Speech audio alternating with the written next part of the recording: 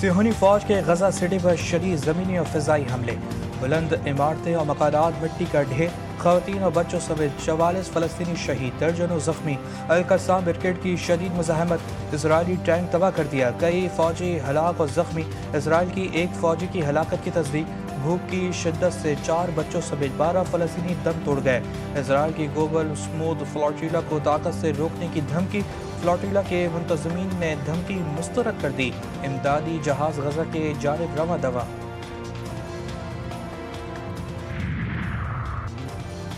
امریکی صدر سے اسلامی ممالک کے حاکموں کی ملاقات ختم۔ آپ سب نے بہت بہترین کام کیا جو قابل تعریف ہے۔ امریکی صدر کا اسلامی ممالک کے حکام سے مکالمہ۔ ملاقات کے بعد بشمول ڈونلڈ ٹرمپ تمام رہنماؤں نے میڈیا سے گفتگو نہیں کی اور روانہ ہو گئے۔ وزیر اعظم پاکستان کی امریکہ میں قطری رہنما شیخ تمیم بن حمد الثانی، اردن کے فرماندوا عبداللہ دوم اور انڈونیشیا کے صدر سے ملاقات۔ وزیر اعظم پاکستان نے عالمی رہنماؤں کو اہم مشورے دیے۔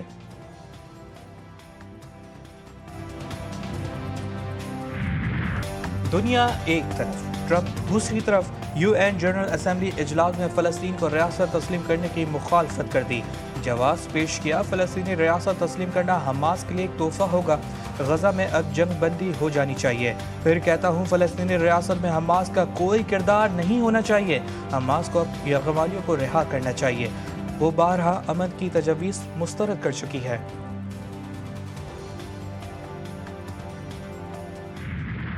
اقوام متحدہ کی جنرل اسمبلی کا اجلاس، ٹرمپ کی دھواں دھار تقریر، اقوام متحدہ پر ہی چڑھائی کر دی۔ خطاب میں اپنی حکومت کی کارکردگی کے ڈھنڈورے پیٹنے اور عالمی ادارے کو کڑی تنقید کا نشانہ بنایا۔ اقوام متحدہ پر تنقید کرتے ہوئے کہا، جنگ رکوانا اقوام متحدہ کا کام تھا، مگر افسوس ہے کہ مجھے یہ کرنا پڑا۔ یو این نے جنگ رکوانے کے لیے کچھ نہیں کیا، کئی ممالک نے تو اس کے فون تک نہیں اٹھائے۔ جب جنگیں نہ روکے سکے تو یو این کا کیا فائدہ؟ کھوکھلے الفاظ جنگیں نہیں روکتے۔ دنیا میں لوگ یہ بھی کہہ رہے ہیں کہ ٹرمپ کو نوبل انعام دیا جائے۔ ہم نے 7 جنگیں ختم کرائیں اور پاکستان اور بھارت اور ایران اور اسرائیل کی جنگیں رکوا دیں۔ لندن میں شریعت نافذ کرنا چاہتے ہیں ٹرمپ کی لندن کے پہلے مسلم میئر صادق خان کے خلاف ہزارہ رائی۔ امریکی صدر نے اقوام متحدہ جنرل اسمبلی سے خطاب کے دوران لندن کے میئر صادق خان کو کڑی تنقید کا نشانہ بنایا۔ ٹرمپ نے دعویٰ کیا کہ لندن کے میئر صادق خان شرعی قوانین نافذ کرنے کی کوشش کر رہے ہیں۔ میں لندن کو دیکھتا ہوں جہاں ایک خوفناک میئر ہے، ایک بہت ہی خوفناک میئر ہے۔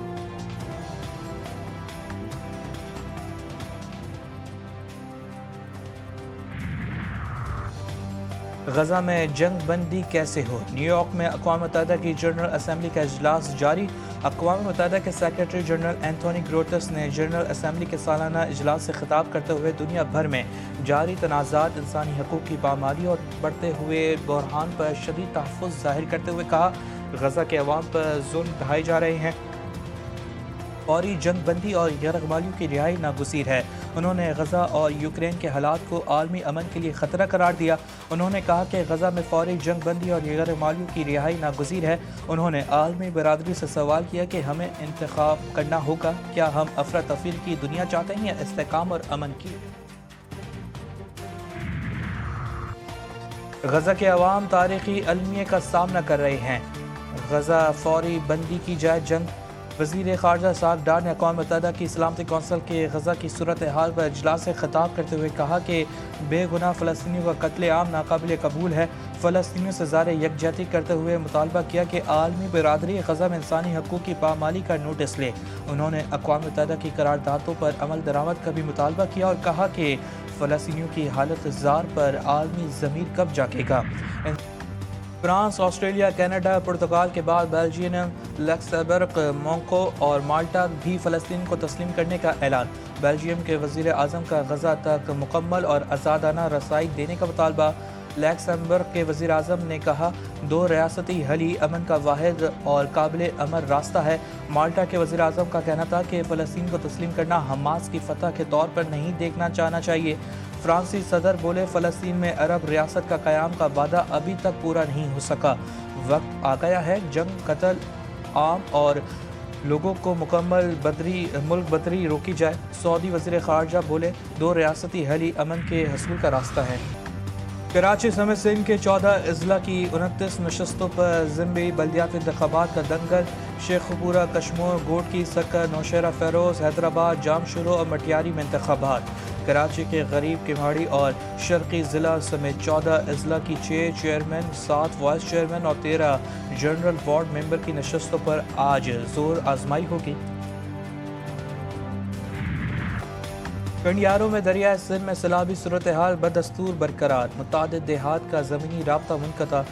بکری اور پیر مہدی کے اطراف کی کئی فٹ پانی جمع۔ علاقہ مکین گھروں میں محصور۔ بورے والا میں دریائے ستلج کے سیلابی ریلے کی بے رحم موجوں نے تباہی مچا دی۔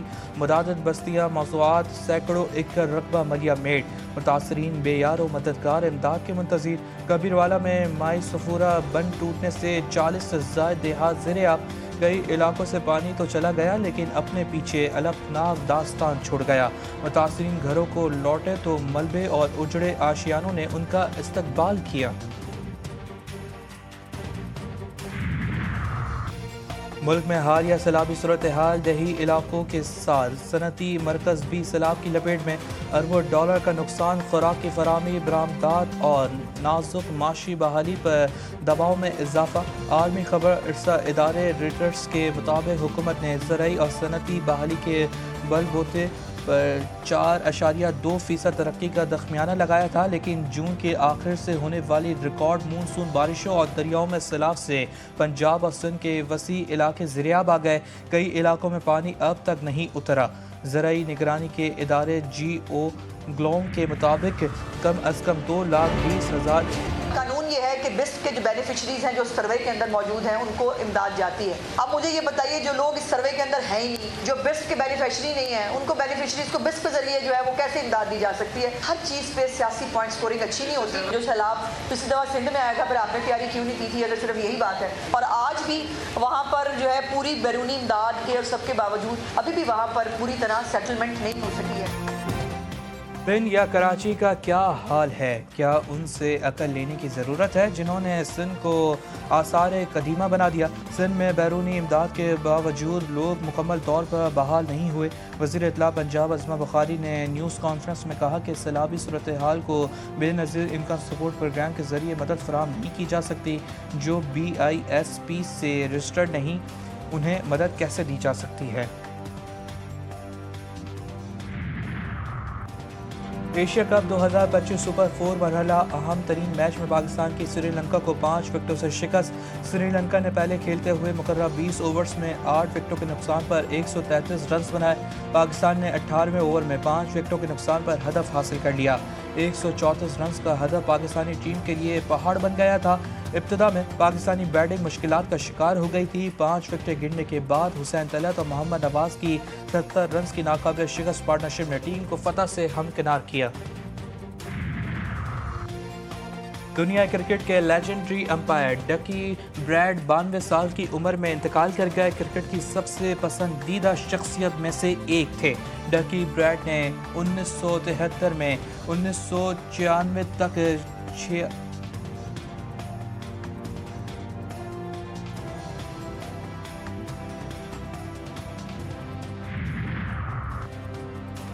شعراء آفاق لوگ رومانی داستان ہیر رانجھا کے خالق اور وارث شاہ کے 227ویں عرس کی تقریبات کا آغاز۔